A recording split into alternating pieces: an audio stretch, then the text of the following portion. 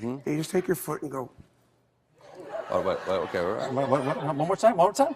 One more time. Show me one more time. You just spin it and Okay. turn. That's it.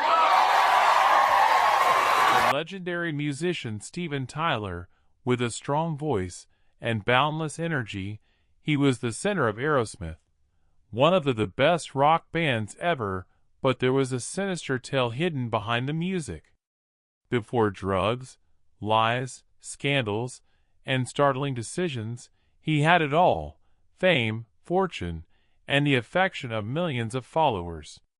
Did he truly fall in love with a 16-year-old girl when he was an adult? Why did he begin using heavy drugs before even reaching 18? Some claim he is a hero, while others claim he is a fraud. His body collapsed, his voice shattered, and his band nearly abandoned him. In this film, you will discover the complete narrative of Steven Tyler's ascent, fall, and the startling reality behind his bizarre existence. Is he a rock legend or a rock tragedy? We detail everything, from his turbulent adolescence to his most significant controversies. Keep an eye out. You're going to hear something you won't believe. The father of Stephen Victor Tallarico was a classical musician and educator who taught music and played the piano. Susan, his mother, loved art and was a secretary. Their family was constantly filled with music, and Stephen grew up loving it because to the piano music he heard every day. Although he struggled in school, Stephen excelled at music and picked up drumming and piano early on. He also had a large voice. People listened to his singing, and he dreamed of performing live and being famous. Stephen attended Roosevelt High School in Yonkers, but he wasn't always a good student. He was a wild child who enjoyed parties, music, and having a good time. On occasion, he skipped class. In the 1960s, when many young people were experimenting with drugs and alcohol, he also began using drugs when he was a teenager. One of them, Stephen, was a problem in addition to having talent, according to his professors. He preferred to be outside at concerts or with his buddies rather than spend hours in class. Later, Roosevelt High School expelled him for misbehavior and drug usage. Following that, he enrolled in Quaker boarding school, a private institution, but he left quickly because he was unable to avoid partying. Stephen began hanging out with older children and musicians when he was around 15 or 16. Stephen would sneak into clubs, smoke, and act like he was older. He loved the wildness, and trouble followed him wherever. Some of them were involved in the New York music scene. According to one account, he was once arrested for marijuana while he was a minor, but he only received a warning. Despite his parents' concerns, Stephen continued to pursue his goals of living a fast life and creating music indefinitely. Stephen began playing in pubs and gatherings as a member of minor bands at the age of 17. The Strangers were one of his early bands. He needed something more hip for the stage, so he changed his name from Tallarico to Tyler. Stephen was already living the rock life by the time he was 18 or 19. He had long hair, tight trousers, and a crazy music and girls using drugs. He didn't care that his family didn't always agree with his decisions, since he knew he wanted to be a rock star and would stop at nothing to achieve that goal. Since he was a little lad, Stephen has had a deep affinity for music. While his father enjoyed classical music and the piano, Stephen preferred rock and roll. He enjoyed rapid music with loud guitars and powerful drumming, and he listened to bands like the Rolling Stones, the Beatles, and Led Zeppelin. He also enjoyed dancing and screaming. He claimed that he aspired to dance like James Brown and sing like Rolling Stone singer MC Jagger. His heroes were these individuals. Steven began singing in tiny bands in the late 1960s. He performed at pubs, clubs, and school functions. One day, he ran into Joe Perry, a teenage guitarist. They became close friends, with Steven singing like a savage animal and Joe playing guitar like a rock god. Together with several friends, Steven and Joe formed the band Aerosmith in 1970. They performed in small venues and slept in vans at first, but they persisted in writing songs and practicing every day until 1973, when their debut album, also titled Aerosmith, gave them their big break. One song, Dream On, gained popularity because of Steven's powerful emotional content and high voice. According to Steven, the song's lyrics were inspired by his dreams and pain.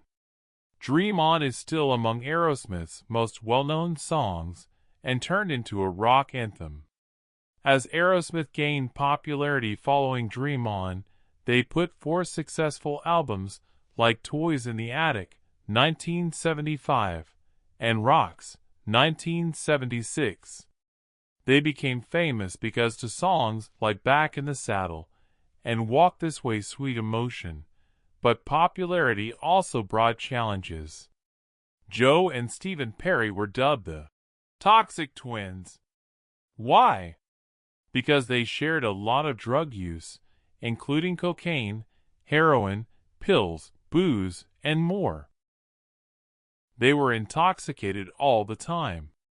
On stage, Steven occasionally forgot the lyrics. He occasionally fainted during performances. Steven once fell off the stage when intoxicated and had to be taken to the hospital. Fans enjoyed the music, but there was a lot of darkness going on behind the scenes when he attempted to drive his car after a party and collided with a tree. In 2006, Steven Tyler said that his throat hurt when he sang and that his voice was scratchy. At first, he assumed it was just a cold or weary vocal cord, but it got worse. When he visited the doctor, they informed him that he had a ruptured blood vessel in his voice cords. Every singer's worst fear is that if he continued to sing, he may permanently lose his voice. Steven was devastated when he had to postpone performances and have surgery, saying, "Losing my voice is like losing a piece of my soul." Following the diagnosis, Steven was required to remain silent for several weeks. No singing, no speech, not even a whisper. His vocal cords underwent a unique procedure known as laser microsurgery in order to learn how to sing again without injuring himself. He also had to attend vocal therapy. It was really difficult for him because he was used to yelling and being loud and now had to keep silent. Steven experienced severe discomfort following the procedure, so the physicians prescribed him potent painkillers.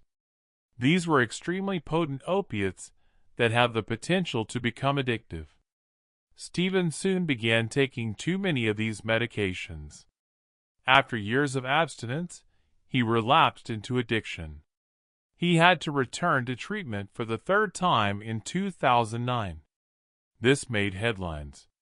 Fans were taken aback. A few band members were upset. Aerosmith was organizing a major tour at the moment, but Steven was unable to sing. The other band members expressed their displeasure, claiming that Steven was hiding behind narcotics and discomfort and was not returning calls. "We don't even know if Steven is still in the band," guitarist Joe Perry once stated in an interview. That sparked speculation that Aerosmith will hire a new vocalist. Fans were taken aback. Could Aerosmith continue to operate without Steven Tyler? Steven's press backlash? He stated, "You can't replace me. I'm the heart and soul of this band." The band nearly split up, but they eventually put things back together once Steven left rehab once more. At this point, rumors began to circulate that Steven had plastic surgery, possibly lip injections or Botox, as fans noted that his lips appeared larger and his face changed. Steven never officially verified what he did, but he did say, "If you don't like how I look, don't look." Some admirers praised his new appearance, while others claimed he was trying too hard to stay young. Following his recovery, Steven gradually resumed singing. His fans were pleased, and his voice remained powerful. People adored Steven's humorous, crazy, and compassionate manner when Aerosmith returned to touring in 2010, and he even joined the American Idol judges. He demonstrated to the world that he could still rock despite his disability, addiction, and controversy. Steven assisted in bringing Aerosmith back once he cleaned up. Together with the rap group Run DMC, the band performed a new version of Walk This Way in 1986. It was a big success. In the 1990s, Aerosmith regained their popularity thanks to new hits like Crazy Crying and I Don't Want to Miss a Thing. Steven returned clean, strong, and popular after dancing and singing like never before in music videos. When Steven was a teenager, he began abusing alcohol and drugs. He initially experimented with marijuana and drink at parties before turning to cocaine, heroin, and pills. He claimed that when he was high, he felt like Superman. He believed that drugs increased his creativity, but they quickly took over.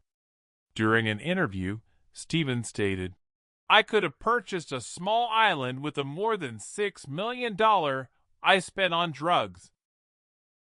With Aerosmith, Steven was extremely well known in the 1970s, but the drugs drove everything insane.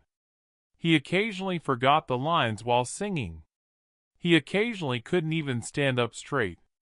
He once fell off the stage during a performance in 1977. Fans believed it was a part of the show, but he was too inebriated to continue. The band began to argue a lot, and he had to go to the hospital. Steven was devastated when his best friend Joe Perry quit the band in 1979, yet he continued using narcotics. Steven simply used more, and he also had issues away from shows. He took beer and sleeping drugs one night, got into his car, and nearly killed when he slammed into a tree. He once felt he was flying while high and leaped into a pool from a hotel balcony, but he missed and shattered some bones, forcing the cancellation of shows. Although Steven had a large number of girlfriends and a few brides, his relationships were characterized by heartbreak and turmoil. He cheated on women, and his drug addiction caused many of them to leave him. Additionally, he lost friends. Overdoses claimed the lives of several of those in his vicinity. Steven claimed that despite feeling alone and empty, he was unable to quit using. Steven was romantically involved with a teenage girl named Julia Holcomb in the late 1970s. Steven, who was 26 when she was just 16, became her legal guardian, allowing her to live and travel with him. He assured her of an enjoyable existence, but things didn't work out. Julia later claimed that she had a difficult life with Steven and that he had given her narcotics. She added that after a house hire when she was pregnant, he forced her to have an abortion. When this incident was revealed years later, folks were taken aback. Julia filed a lawsuit against Steven in 2022, claiming he controlled her by using his age and notoriety. This turned into one of his life's most significant scandals. Steven was informed by his forsaken family in 1986. "You need help or you will die." At last, he entered a rehab facility. It was difficult. He felt terrified and angry, but he wanted to live. Following treatment, Stephen maintained his sobriety for several years. He stated, "Getting sober was the hardest thing I ever did." However, he didn't stop there. He returned to treatment in 2006 and again in 2009. After surgery, he experienced issues with painkillers. He claimed that despite not wanting to, he became addicted once more. Despite all of this turmoil, Stephen is also doing positive things. He is the founder of the Janie's Fund, a nonprofit that assists girls fleeing abusive or unsafe households.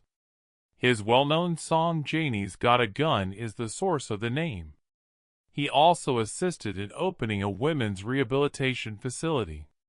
He claimed that he wants to help others because he understands how difficult addiction is. But some people find it amusing given his previous interactions with young ladies. They are asking, "Can someone who caused harm now help others?" Stephen continues to lead a wild rock star lifestyle into his 70s. He rides a motorbike, dates younger women, wears bright clothing, long scarves, and an abundance of jewelry, and he still participates in photo shoots and interviews. He alternates between his Nashville home and Los Angeles, Hawaii. He frequently remarks, "I'm not old, I'm just getting started," and he likes loud music and art animals.